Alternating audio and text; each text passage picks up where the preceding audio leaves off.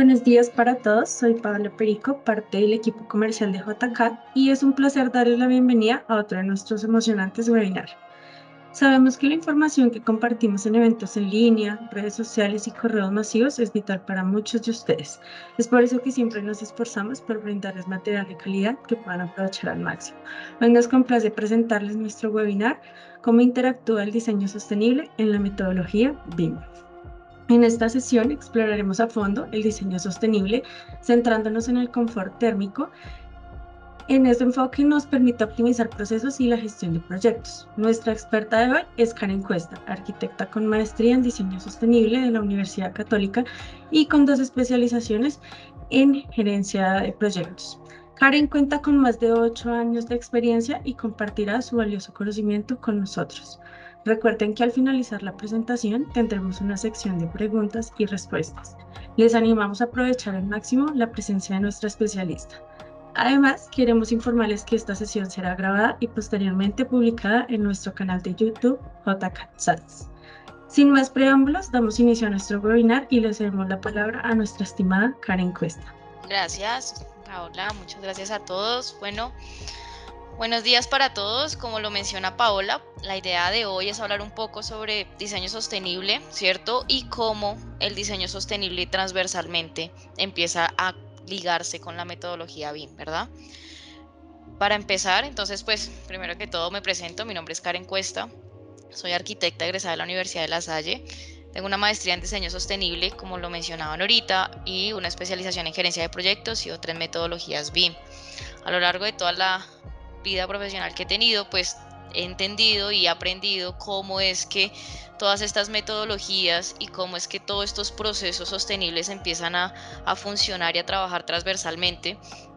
Algo que muchas de las personas de pronto aún no lo identifican o no lo conocen, y la idea es que hoy podamos conocer un poco más de esto y podamos entender cómo realmente funciona y cómo podemos empezarlo a integrar desde una metodología BIM y desde muchas herramientas digitales que ya están en el mercado.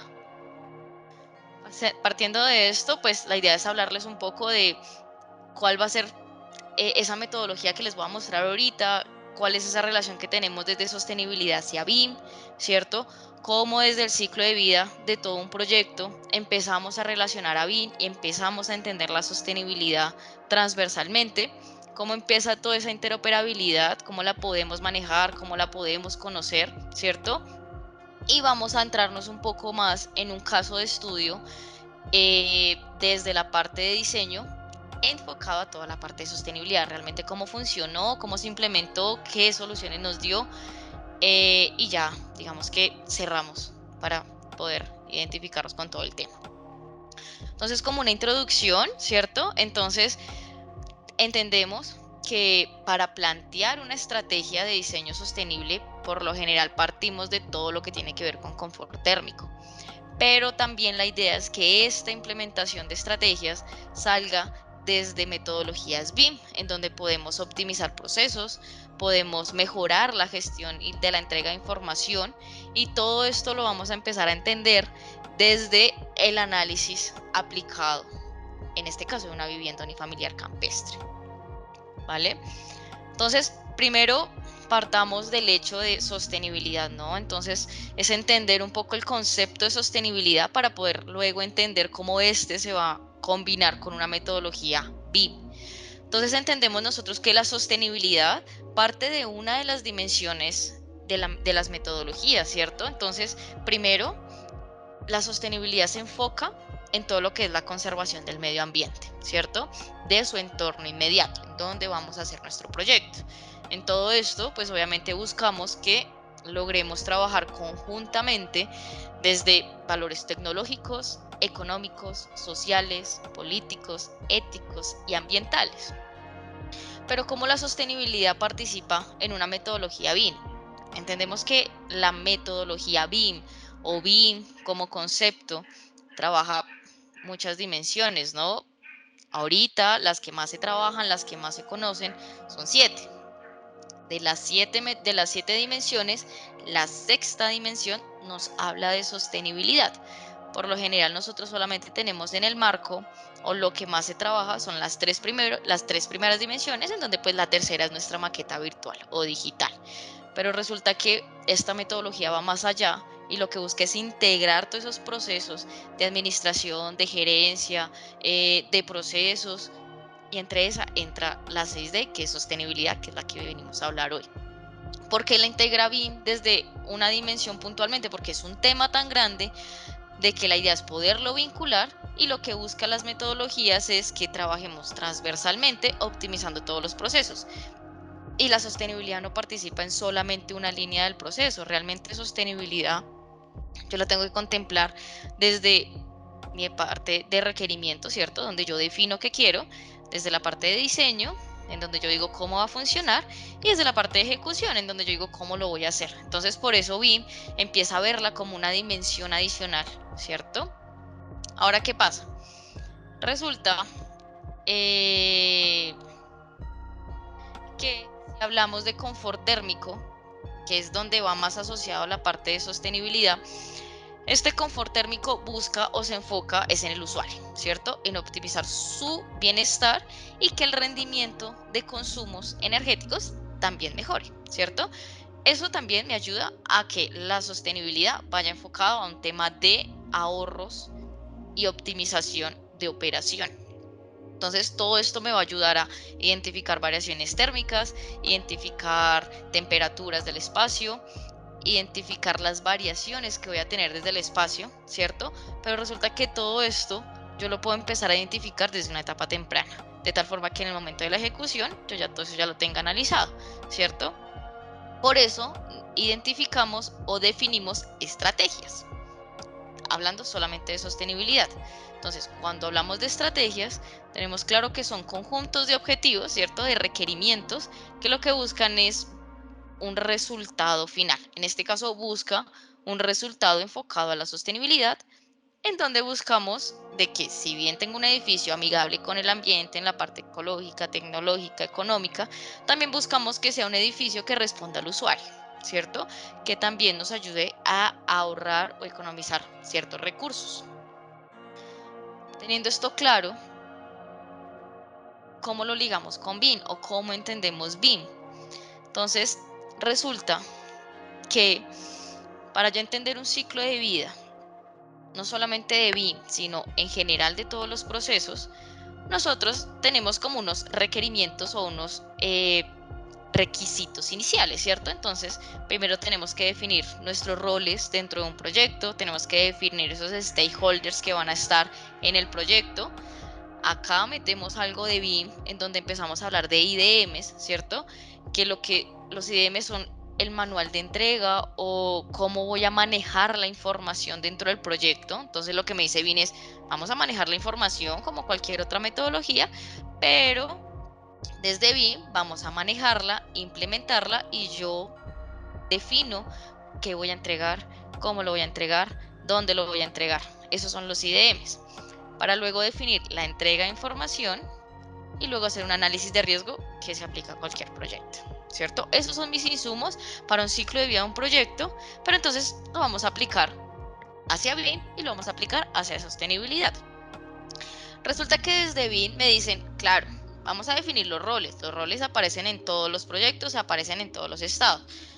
Pero entonces es claro que yo debo definir roles estratégicos, tácticos y operativos, ¿cierto? Entonces, desde BIM me dice, definamos esos roles en donde van a estar los stakeholders, ¿cierto? Que probablemente van a ser esos roles estratégicos. Vamos a definir esos roles tácticos que van a ser todas esas direcciones, van a ser todas esas gerencias, ¿cierto? Las que van a tomar decisiones, y nuestros roles operativos, que van a ser todos ellos los que nos van a ayudar a buscar los resultados. Entonces BIM me dice, definamos primero los roles, pero no solo definirlos, sino los vamos a clasificar para yo después definir cómo les voy a entregar la información y qué tipo de información, ¿cierto? Entonces ahí partimos de la definición y creación de los IDMs. Entonces, BIM me dice que debemos clasificar, o el ciclo de vida de un proyecto se parte en cuatro hitos importantes.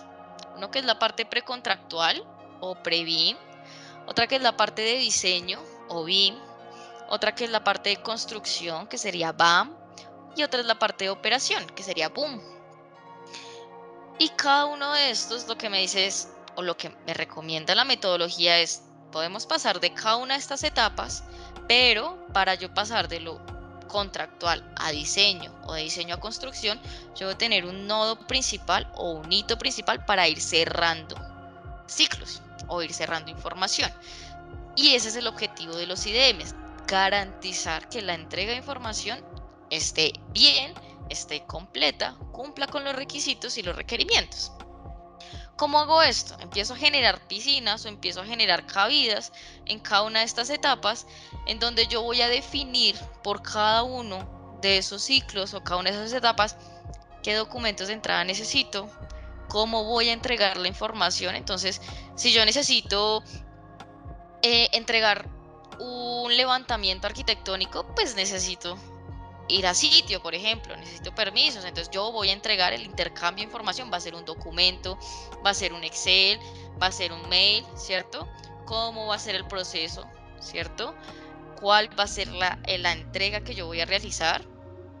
¿Cómo yo voy a garantizar de que esa entrega o ese documento que yo realice sí está funcionando, ¿cierto? ¿Qué herramientas necesito? ¿Cuáles son esos roles que ya definimos atrás? ¿Y cómo se van a trabajar o cómo van a participar esos roles? Y transversalmente la sostenibilidad, cómo va a estar, ¿cierto? Pero todo esto yo lo empiezo a definir por cada uno de estas grandes hitos o estas grandes etapas que tiene el proyecto, en donde la idea es yo empezar a hacer un ciclo de vida secuencial en donde entendamos cómo voy a entregar la información del proyecto, quién la va a entregar, cómo la voy a revisar, cómo me la van a entregar y si realmente tengo las herramientas necesarias para poderlo hacer.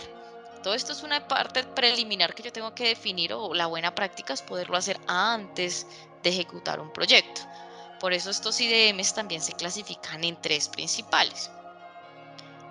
Uno que es un IDM nivel cero, en donde yo simplemente defino el ciclo de vida general del proyecto, ¿cierto? Defino los procesos principales del proyecto. Ingeniería básica, ingeniería detallada, inicio de construcción, planeación, ¿cierto? Etapa precontractual. Ese es un IDM cero, en donde nuestros stakeholders van a entender cómo va a funcionar el proyecto. Pero luego yo paso a otro que va a ser unos IDMs nivel 1 y nivel 2, en donde ahí sí vamos a empezar a desglosar esa entrega de información y cómo va a funcionar.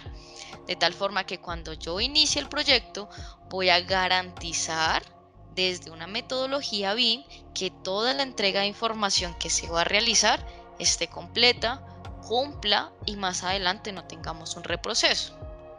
¿Por qué entra acá la sostenibilidad?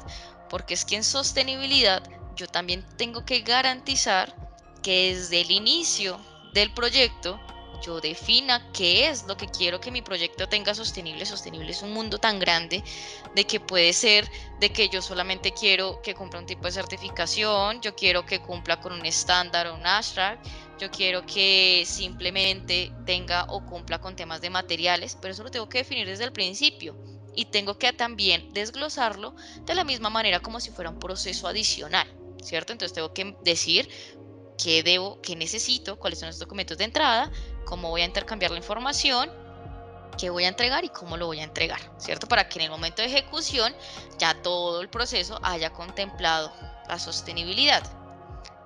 ¿Cómo funciona? ¿O cómo funciona esa entrega de información? Yo recibo algo, ¿cierto? Acá abajo hicimos como un pequeño ejemplo en donde yo recibo, en este caso, un documento, un archivo, un insumo, ¿cierto? Pero la idea es que en ese insumo yo pueda definir si está funcionando o no está funcionando, ¿cierto?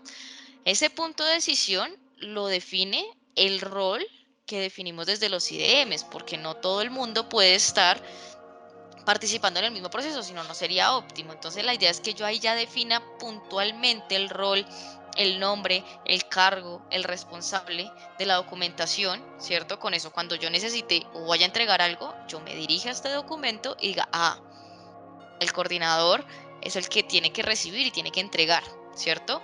Esa persona recibe con otro documento soporte donde va a verificar si efectivamente ese insumo cumple. Si cumple, continúa con el proceso y sale, ¿cierto? Pero si no, volvemos a comenzar y podemos identificar qué es lo que está fallando, ¿cierto? ¿Cómo yo defino que si pasa o no pasa? Por la línea que tenemos del ciclo de vida, ¿verdad? Esa línea del ciclo de vida me va a decir que en 2, 3 procesos adelante este insumo debe tener ciertas características. Eso es lo que yo necesito evaluar para poder evitar reprocesos o volver a empezar a hacer otro proceso. Así confirmamos nuestra entrega de información. Luego que nosotros planteamos todo el ciclo de vida del proyecto, desde los IDMs, y planteamos todo el ciclo de vida del proyecto, identificando esos entregables de información, ahí ya podemos empezar a identificar todos nuestros riesgos, ¿cierto? Como ustedes saben, la idea es que los riesgos los analicemos, o bueno, lo ideal es que sea por probabilidad de impacto. Cuando yo ya identifiqué toda la línea del proyecto o identifiqué todo el ciclo de vida del proyecto, ahí yo voy a empezar a identificar cuáles van a ser esos posibles riesgos, que como todos sabemos o como debemos revisarlo es que hay riesgos físicos, hay riesgos químicos, riesgos naturales, también hay riesgos de información, también hay riesgos de usos de herramientas, que ahí es donde empieza a identificar o empieza a descubrirse por parte de BIM, ¿cierto? En donde uno de los riesgos en una metodología BIM va a ser el manejo del uso de herramientas o va a ser el conocimiento de las herramientas. Esos son riesgos que vamos a tener durante el proyecto.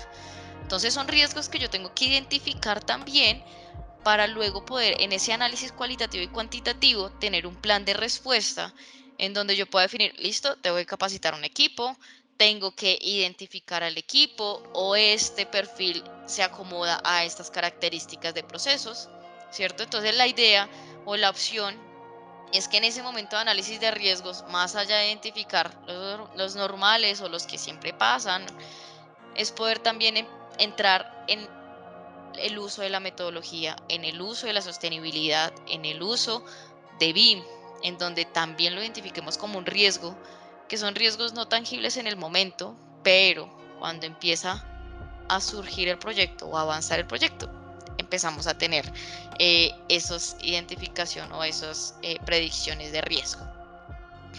Luego que nosotros entendemos y ya planteamos y plasmamos todo el ciclo de vida del proyecto, empezamos a entender cómo funciona, ¿cierto? Inicialmente todos es ideas, ahorita no se ha ejecutado nada, ¿cierto? Eso es como la planeación del proyecto. Pero entonces, ¿cómo funciona la interoperabilidad en este caso desde BIM y desde sostenibilidad? Resulta que nosotros tenemos muchas casas, ¿cierto? Pero la ventaja de estas casas es que una sola puede hacer muchas cosas. El tema es que la idea es conocerla, la idea es interactuar con ellas, pero esta interoperabilidad la podemos conocer y la podemos identificar muy rápido. Digamos que acá, desde la metodología BIM, entendemos que todo parte desde un modelado, ¿cierto? Donde el modelado me puede dar mucha información, pero pues todo esto parte desde la identificación, desde la parametrización, desde la definición, desde los lots. Entonces, este servicio de interoperabilidad me permite que por cada una de estas herramientas que están acá, cada una me va a brindar un tipo de beneficio. ¿Yo para qué hago o participo en interoperabilidad? Para implementar esos beneficios. Entonces, desde sostenibilidad yo puedo tener un modelo en Revit, ¿cierto? Parametrizado, diseñado con un lot súper alto, pero resulta que hay otros tipos de herramientas como un Insight, ¿cierto?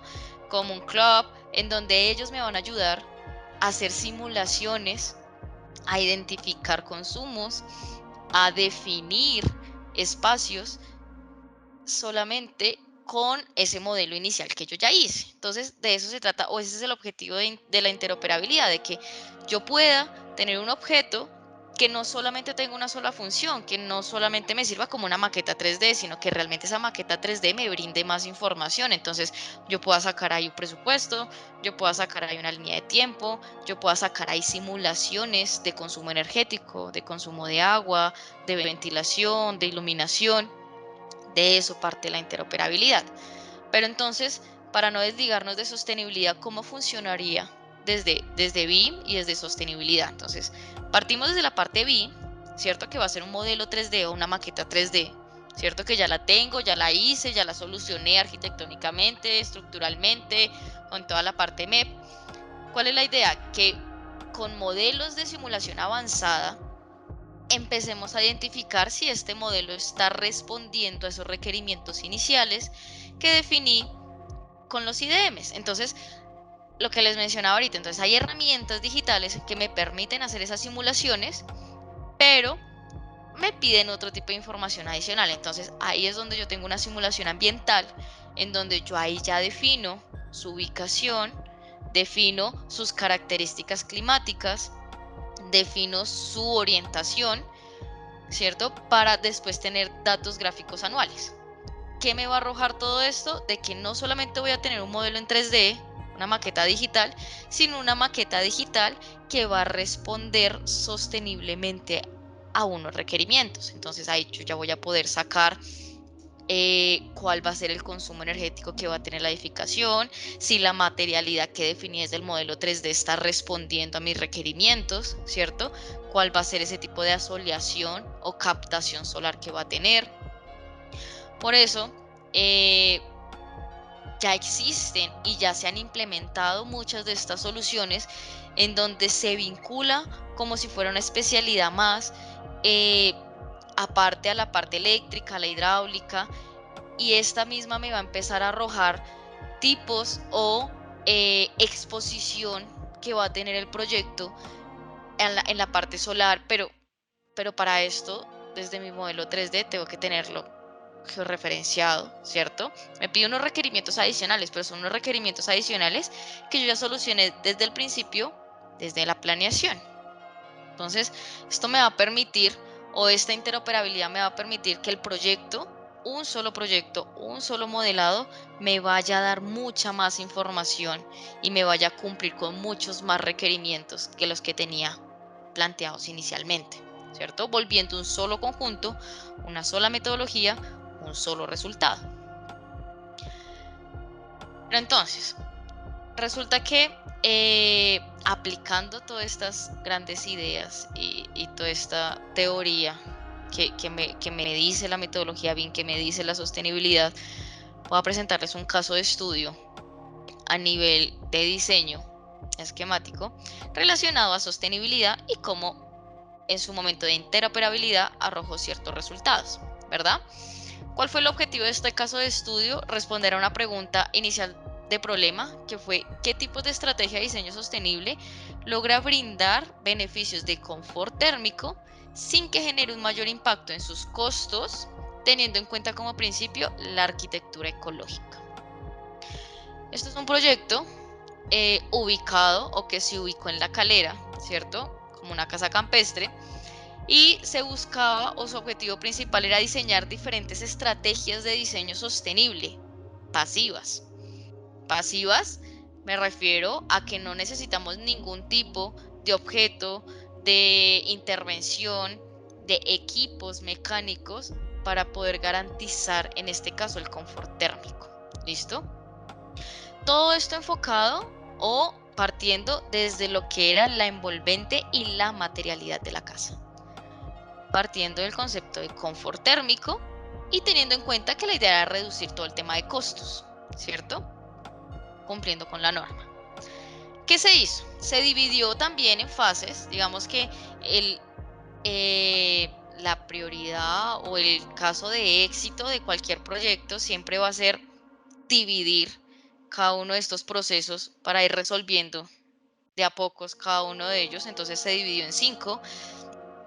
La primera pues fue la identificación del territorio, ¿cierto? Recolección de datos climáticos, datos geográficos, proponer de acuerdo a este tipo de datos la implantación correcta de este tipo de vivienda, para luego simplemente hacer una formulación sin empezar a las simulaciones de algunas soluciones pasivas que se podrían plantear en esta vivienda, solamente enfocados en la envolvente, en los materiales de la envolvente. Luego de que se hace este análisis, se hace una identificación de las normas existentes en el sitio. tanto normas urbanísticas como también normas asociadas al confort térmico. Entonces ahí aplicamos algunas normas ASHRAE para poder identificar, uno, si bien confort térmico es que las personas se sientan en grandes rasgos a gusto en un lugar, yo cómo defino qué es estar a gusto en un lugar. No es lo mismo yo estar en un confort térmico en Bogotá que tener un confort térmico en Santa Marta. Digamos que las temperaturas y las variables climáticas cambian mucho. Entonces, también hay que hacer un análisis de ese tipo de normas para poder identificar qué es confort y cómo logro ese confort. Luego empezamos a hacer una serie de variables del proyecto y de la envolvente para saber, uno, si estamos cumpliendo esa norma o a esas sugerencias normativas para el confort térmico. Y dos, si también están respondiendo a las variables climáticas que tenemos en el lugar y que solamente tenga que ver con la materialidad de la envolvente. Para luego al final poder llegar a esa conclusión, a esa gran respuesta, que era las estrategias de diseño sostenible enfocadas en el confort térmico, solamente basándonos desde la materialidad de la envolvente. ¿Cómo empezamos este proceso? Entonces identificamos la recolección de datos y análisis de datos climáticos, en donde identificamos todo lo que tenía que ver con temperaturas, ¿cierto? Hay muchos tipos de temperaturas. La rosa de los vientos, entonces para identificar cuál es esa ventilación que puede tener la casa, de dónde va a llegar la ventilación, hacia dónde va a salir. Identificar esa incidencia solar que, a pesar que acá en Colombia no tenemos una gran variación de movimientos solares, sí existe. Entonces la idea es poder también identificarlo para poder, en este caso, en La Calera, tener una mayor ganancia solar, cosa que en zonas como Santa Marta, Barranquilla, Barranca Bermeja, lo que vamos a hacer es evitar esa ganancia, ¿cierto? Entonces vamos a empezar a identificar cuáles son esas opciones climáticas que nos van a servir. Pero adicionalmente también empezamos a identificar todo lo que tiene que ver con la topografía del terreno, ¿cierto? ¿Qué tipo de volumetría sería la más conveniente para la zona, morfología?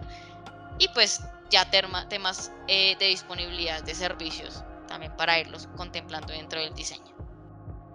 Luego de poder identificar toda esta recolección de datos climáticos y geográficos, empezamos a hacer esa formulación de algún tipo de soluciones pasivas. Entonces, como les decía, en ese análisis de recolección de datos climáticos se identificó de que La Calera tiene temperaturas muy bajas, ¿cierto? Hay momentos en donde tiene temperaturas muy bajas. Entonces, ¿qué es lo que necesitamos buscar? Que tengamos mayor ganancia solar. Entonces empezamos a identificar diferentes tipos de soluciones pasivas que podemos empezar a implementar o podemos proponer. Una que sean tipo chimenea, ¿cierto? En donde yo pueda captar, como va a ser captación solar, entonces no necesito que se quede siempre acá, sino que también naturalmente salga ese calor cuando alcance ya unas temperaturas muy altas. Dos, poder garantizar lo que es la inercia térmica. Entendamos de que la inercia térmica es esa relación que vamos a tener de los materiales y cuál es esa transferencia, en este caso de calor o de energía, que va a tener el material. Entonces lo que busca la inercia o lo que nos dice la inercia es que hay unos materiales que captan y botan la energía, o en este caso la transferencia de calor, de una forma muy rápida, versus otros que la captan, la retienen durante un tiempo y la sacan. Ejemplo, si yo estoy cerca de una ventana y está haciendo un sol, toco y está súper caliente la ventana, ¿verdad? Pero luego se va el sol, empieza a llover, vuelvo y toco y está fría, cosa que no va a pasar con un muro. Un muro, ahorita yo lo toco y está haciendo mucho sol, pero por dentro está frío, por fuera está caliente, ¿cierto? Por el sol.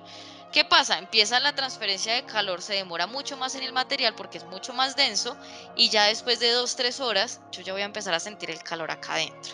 Entonces esa va a ser una de las estrategias y es poder garantizar con las materialidades de la envolvente una mayor inercia térmica de los materiales para poder tener mayor ganancia de calor cuando tengamos bajas temperaturas dentro de la vivienda y garantizar que no tengamos tantas pérdidas.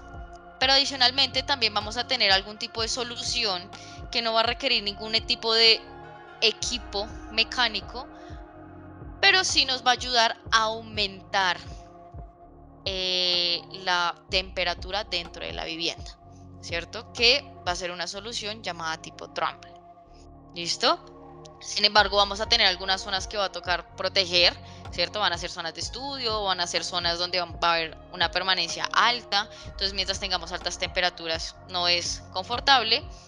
En la zonificación también se tiene que acomodar. Entonces, hay zonas en donde no vamos a tener ninguna variación si tenemos bajas temperaturas, ¿cierto? Como esas zonas de servicio, un baño, no necesito que tengamos mayor ganancia solar, cosa que sí va a pasar con otro tipo de zonas, como lo son alcobas, como lo son zonas de estar, en donde no son lo más confortable posible si están muy frías.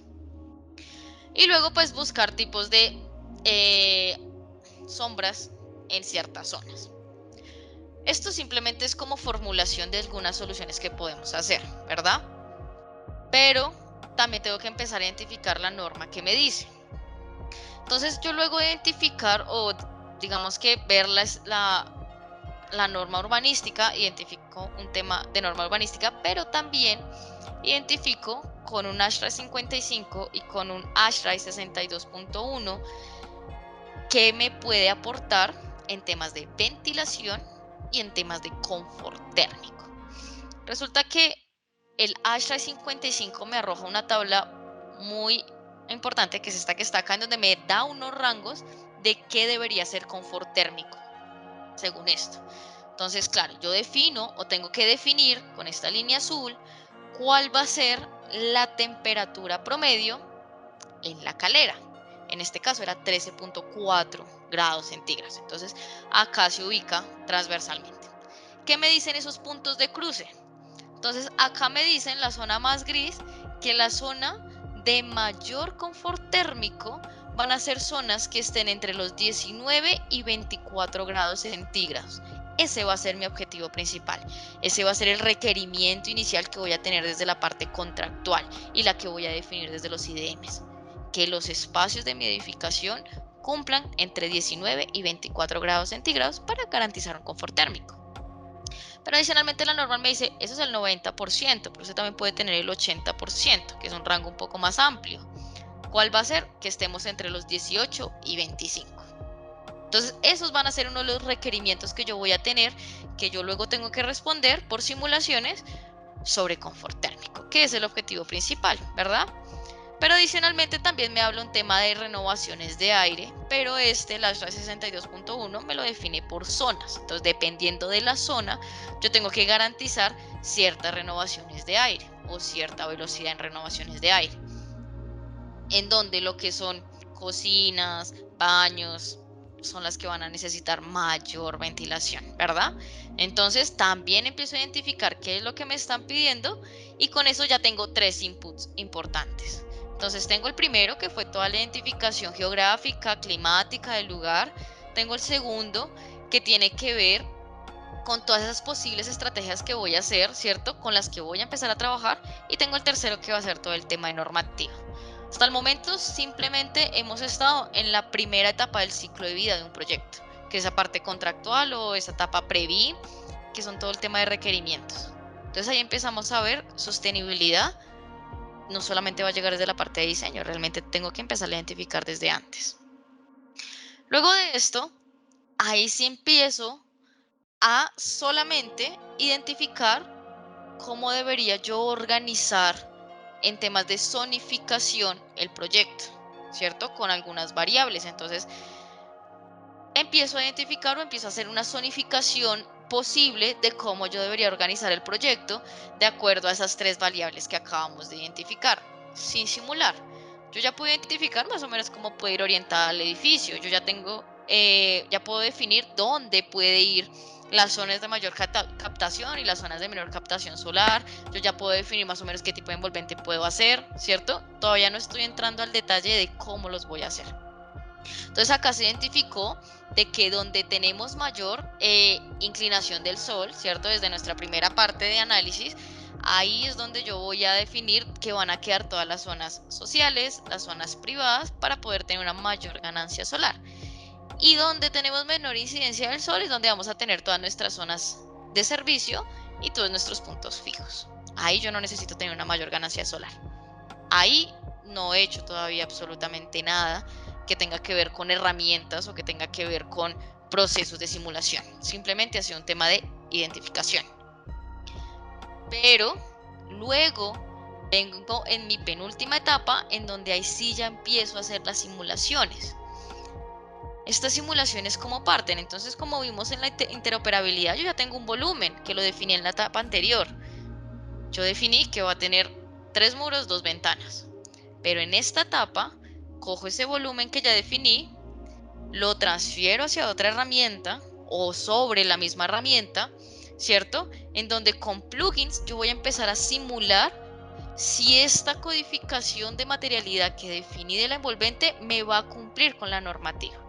En este caso, se definieron por cada uno de los ítems, por cada una de las envolventes definidas, se definieron 3 tipos de propiedades de materiales para poder identificar cómo íbamos a ganar, ¿cierto? Entonces, acá teníamos varias variables, ¿cierto? En donde tenemos el valor U, que es el valor del material, el valor de la inercia térmica, ¿cierto? ¿Cuál va a ser esa temperatura operativa? ¿Cuál va a ser esa temperatura que cuando esté el lugar ocupado en ciertas horas del día va a mantener, ¿cierto? ¿Cómo van a ser esas renovaciones de aire que ya también definimos? ¿Y cuál va a ser ese porcentaje de confort que vamos a garantizar? ¿Listo? Es claro que no siempre vamos a manejar las mismas temperaturas, ¿cierto? Van a ser súper variables. No es la misma temperatura que tenemos a las 2 de la tarde que a las 2 de la mañana, ¿cierto? Pero en estas simulaciones sí podemos tener una gran ganancia. Entonces, por ejemplo, en esta se definió que si bien un muro tiene una gran inercia térmica, ¿cierto? Tiene una gran densidad de material, cuando yo empiezo a codificar o a optimizar ese muro, voy a tener una mayor inercia térmica. Voy a poder permitir de que el material sostenga más el calor o la transferencia de calor. Por eso se llega a un punto de 54.2% de el tiempo que vamos a mantener en confort, del 90%, según lo que vimos en ASHRAE. Pero tiene que estar el muro con cierta composición, que dentro del análisis esa composición obviamente estaba respondiendo no solamente al confort térmico, sino que los materiales que estoy definiendo ahí sean materiales del entorno, sean materiales de la zona, sean materiales que no me generen un sobrecosto, ¿verdad? Lo mismo vamos a hacer con el vidrio, que son como los materiales principales, en donde, como vimos en las estrategias posibles, la idea es que fuera un vidrio que me permitiera tener un espacio en limpio, un espacio blanco en medio de 2 vidrios, para que la inercia térmica durara un poco más y no tuviéramos tanta pérdida de calor. Si estoy en una zona como La Calera, en donde estoy haciendo una vivienda campestre, lo que yo también tengo que garantizar, aparte del confort, aparte de la sostenibilidad, aparte de todo eso, también es un tema de visuales. Entonces, tampoco puedo hacer todo en muros. Entonces, tengo que tener una serie de ventanas, una serie de visuales, pero que me permita también mantener ese confort térmico. ¿Qué pasa? Se propusieron unos tipos de ventanas en donde logramos un 64% de confort térmico con esas ventanas y con esa cierta apertura de ventanas. Pero ¿qué características tenían estas ventanas? Estas ventanas, si bien iban a tener un vacío en medio para poder garantizar esa pérdida esa pérdida de calor, pero adicionalmente el grosor de la ventana también nos iba a ayudar, y no solo el grosor, el color también de la ventana nos iba a ayudar. Nos iba a permitir que se ganara calor o que se reflectara el sol. ¿Listo? Eso se empezó a identificar en este análisis. Con esto ya pude definir la materialidad de las cubiertas, la materialidad de los muros interiores, la materialidad de los entrepisos y de la envolvente principal, partiendo de esa zonificación para poder ver cómo íbamos a responder mejor a la vivienda, simplemente con soluciones pasivas y con soluciones desde el diseño, que respondieran a la sostenibilidad por medio de la interoperabilidad de una metodología BIM. ¿Cómo logramos esto? ¿O cuál fue la gran conclusión de toda esta simulación y de todo este análisis? Esta es la vivienda en grandes rasgos, ¿cierto? Pero logramos una temperatura operativa de 20,89 grados, ¿cierto? Una renovación de aire de 0,78 renovaciones. ¿Pero qué quiere decir esto? Que logramos que la vivienda tuviera un confort térmico durante todo el día de un 88,8%, garantizando esas temperaturas que vimos ahorita de 24 a 14 grados centígrados durante todo el día, simplemente con la definición, la simulación y el análisis de materiales. ¿Qué características tuvo la vivienda? Que la altura no podía ser tan alta, entonces quedó de 250, que la cubierta fuera a dos aguas con una orientación puntual, que fuera de oriente a occidente, por ganancias solares, que la relación ventana-pared fuera el 80%, ¿cierto? En ciertas zonas, que las aperturas de las ventanas estuvieran solamente en ciertas zonas, teniendo en cuenta esa rosa de los vientos que analizamos inicialmente, y la composición de materiales. Entonces no solamente iba a ser una placa en concreto, no solamente iba a ser un muro en mampostería, sino ya iban a tener ciertas propiedades de inercia térmica garantizadas. Entonces el muro iba a tener un muro en mampostería, pero adicionalmente va a tener un tipo de pañete, ¿cierto? Con una codificación especial, va a tener adicionalmente una impermeabilización, va a tener un color, ¿cierto? Y todo esto me va a ayudar a mejorar. Ahora, resulta que las particiones de los muros, para garantizar de que no se nos reparta, por decirlo de alguna forma, esas temperaturas dentro de toda la vivienda, vamos a garantizar de que los muros también permitan esa transición. Entonces, los muros dentro de la vivienda no necesito que tengan gran inercia térmica porque se me queda ahí.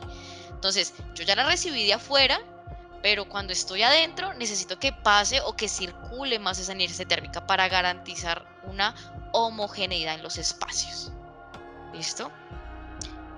Con esas definiciones, entonces ya podemos llegar a nuestra última fase de los resultados de esas simulaciones, y fue poder proponer una estrategia de diseño sostenible basada en el aprovechamiento de soluciones pasivas bajo la noción del confort térmico, ¿cierto? ¿Y cuáles fueron esas estrategias o cuál fue esa gran estrategia? De que se resuelve, se conserva, se protege y se garantiza los espacios interiores para el disfrute de los ocupantes, garantizando la preservación, protección de la vegetación y la manipulación, lo que les mencionaba ahorita, de los materiales adquiridos en la zona, para poder garantizar ese menor impacto ambiental, social y económico enfocado a sostenibilidad. Entonces, definimos que para poder llegar a esa estrategia es necesaria una chimenea, o bueno, en este caso, el punto fijo funciona como una chimenea de ventilación natural, ¿cierto? Es una zona donde no necesito mantener con ciertas temperaturas, pero sí puede manejarse varias temperaturas. Las zonas de servicio van a estar en las zonas más frías. Las cubiertas inclinadas me van a permitir mayor ganancia de radiación solar. Vamos a tener materiales con una inercia térmica alta, ¿cierto? Vamos a inclinar el proyecto en las zonas sociales donde tengamos más temperaturas altas, la mayor ganancia de iluminación natural para evitar el consumo de energía eléctrica, tener temperaturas adaptativas, ¿cierto? Lo que les decía, los materiales internos no necesitamos que tenga mayor inercia, porque necesito que dentro de la zona sí tengamos una variación, ¿cierto? No sean tan altas. Y que las zonas sociales estén cerca a donde tengamos las mayores temperaturas. Para lograr todo esto, entonces, captación solar, chimeneas térmicas, el muro Trump. El muro Trump, ¿cómo funciona? Tengo que tiene una menor inercia térmica, los vidrios, ¿cierto? Entra una radiación solar y tal cual entra, tal cual sale. Pero el muro Trump, ¿qué nos dice? Permítame, yo monto un muro con un espacio después de esa ventana, porque usted va a recibir tanta radiación solar que yo la voy a recibir, la voy a recoger, y como no estoy tan expuesto, no la voy a botar de una vez, sino que voy a permitir que quede más tiempo en la vivienda. Esto como una solución pasiva. ¿Esta por qué se hace? Para poder tener una mayor ganancia térmica, no solamente con los materiales, sino haciendo unos ajustes entre los materiales para poder garantizar mayores temperaturas dentro de la vivienda. Tener siempre una ventilación constante del 4% y la relación ventana-pared. Resulta que yo todo esto también lo puedo lograr con muchos plugins, muchas herramientas que puedo encontrar dentro de las plataformas, y todas estas herramientas me van a dar mucha más información de la que les puedo, digamos, en este corto tiempo mostrarles. Entonces, me va a mostrar también consumos, me va a mostrar también ahorros de herramientas, ahorros de accesorios, voy a poder ver también ahorros económicos. Pero todo esto parte desde una buena implementación de la metodología, en donde el volumen o esa maqueta digital que apenas empecé en un 3D tenga la mayor cantidad de información extraíble para yo poder garantizar una entrega de información mucho más acertada. ¿Qué pasa?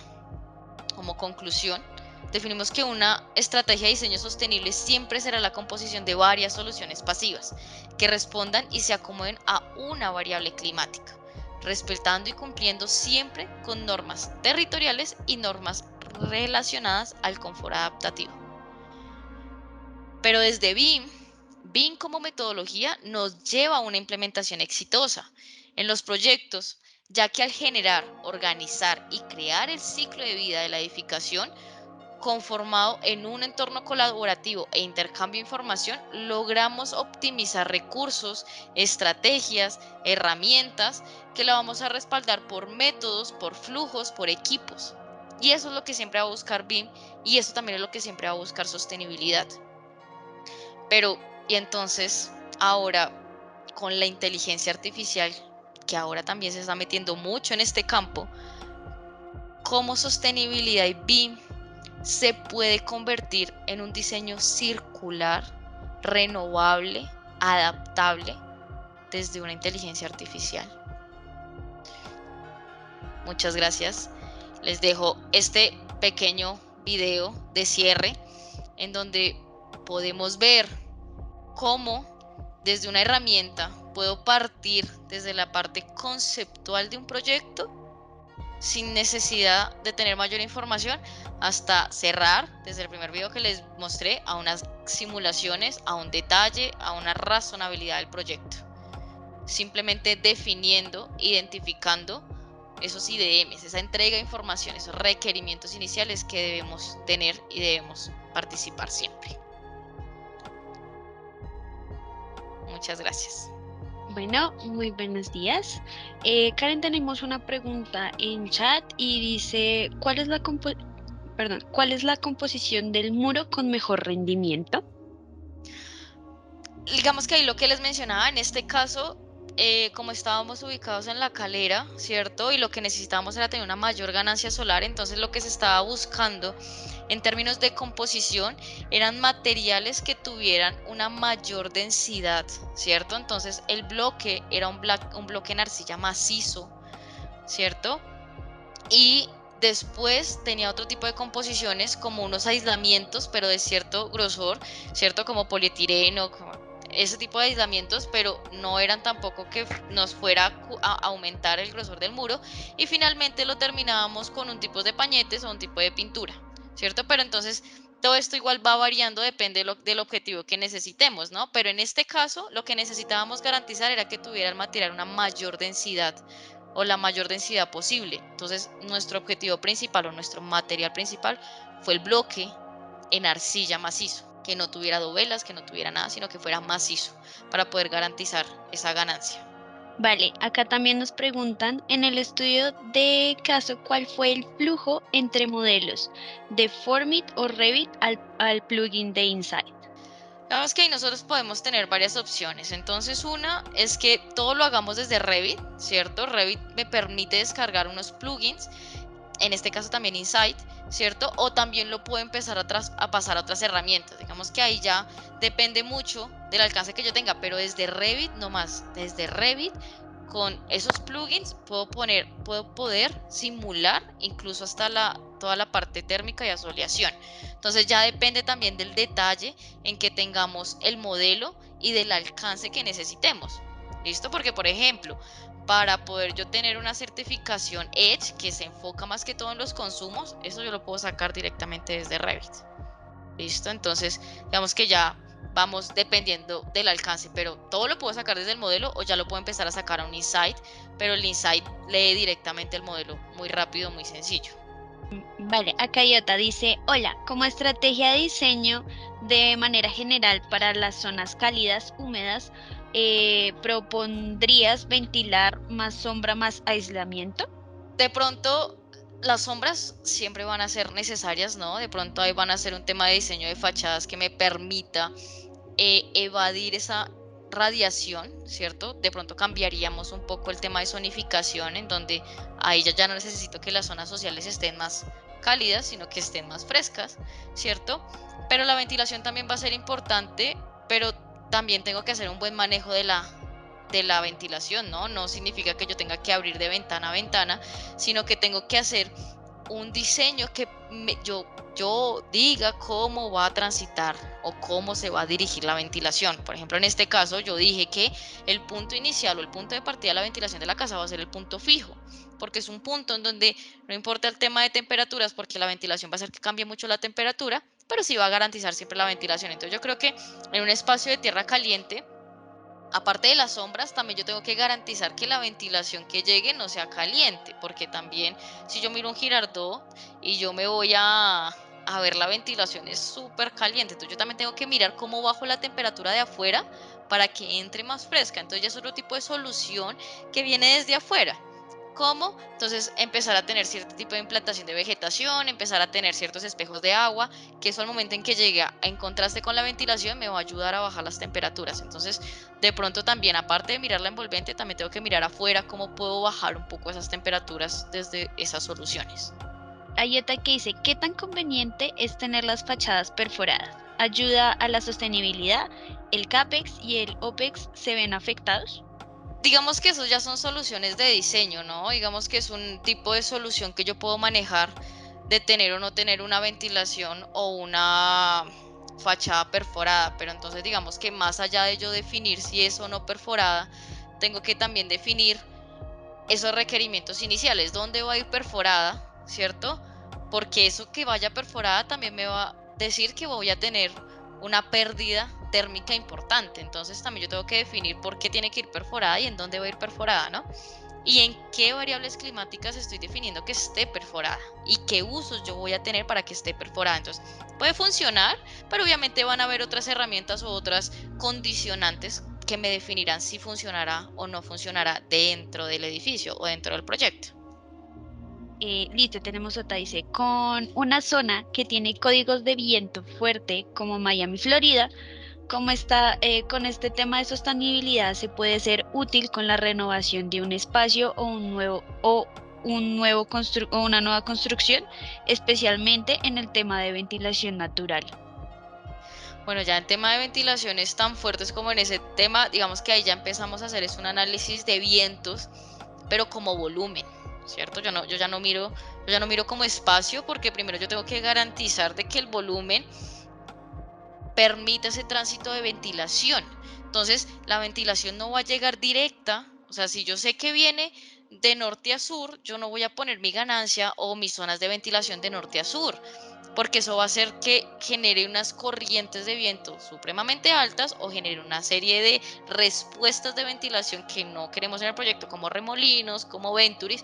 Entonces, lo que yo voy a hacer es generar otros espacios en contra de esa dirección directa que permita yo graduar el nivel de ventilación que quiero. Entonces, si yo sé que viene de norte a sur, las corrientes de viento más altas probablemente en las fachadas oriente y occidente es donde yo voy a definir cómo va a entrar la ventilación por medio de diseños externos o por medio de diseños de fachadas para yo poder ir graduando esa ventilación, ¿cierto? Pero nunca la puedo tener de frente cuando son tan altas, porque ahí sí ya podemos tener problemas más allá de un confort.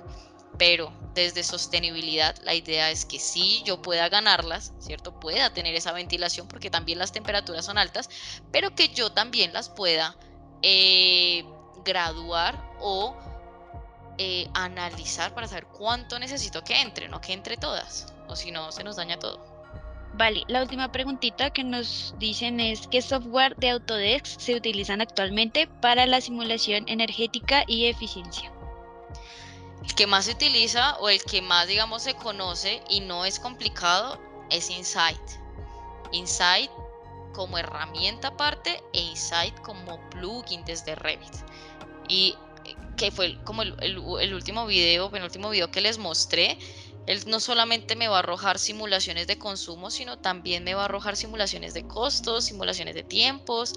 Entonces es una de las herramientas también que más se usa y más nos va a permitir ver esas simulaciones, pero digamos que Insight es una de las principales. Vale, Karen, ahí te puedo aportar un poco. Sí, sí, claro, ustedes son los Dale, expertos. listo, perfecto.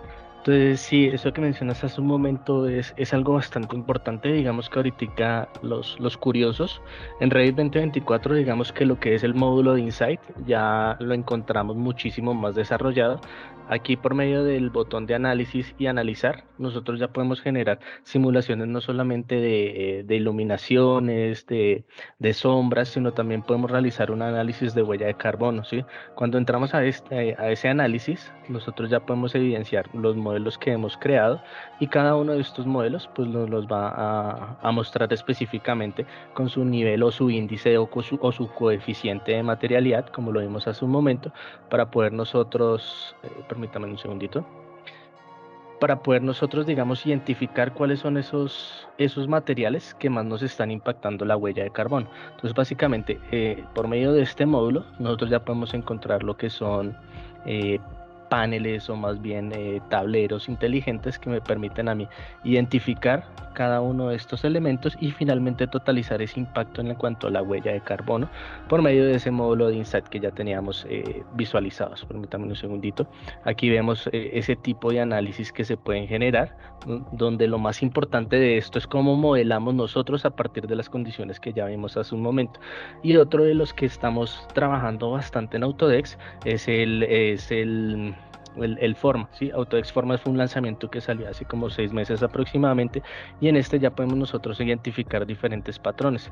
Por medio de análisis corremos patrones donde podemos identificar no solamente la soleación, sino identificar el tipo de viento que estamos visualizando, hacia dónde corren, como ya lo mencionó ahorita Karen hace un momento, la rosa de los vientos, y lo más importante de todo eso es generar esa estrategia de implantación, porque muchas veces sabemos que los proyectos no están implantados en el lugar adecuado o no tienen la georreferenciación adecuada. Entonces, básicamente, este software nos sirve a nosotros para generar diseños conceptuales y empezar a jugar con esas variables que nos muestra el software con el propósito de saber cómo tenemos que orientar, digamos, nuestro proyecto como tal a partir de lo que deseamos incluir dentro de nuestros proyectos.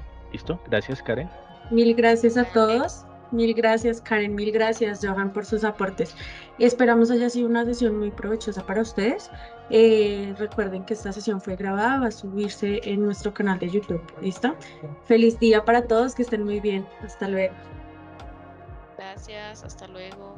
Karen, Hasta luego. muchísimas gracias. Chao, chao a todos.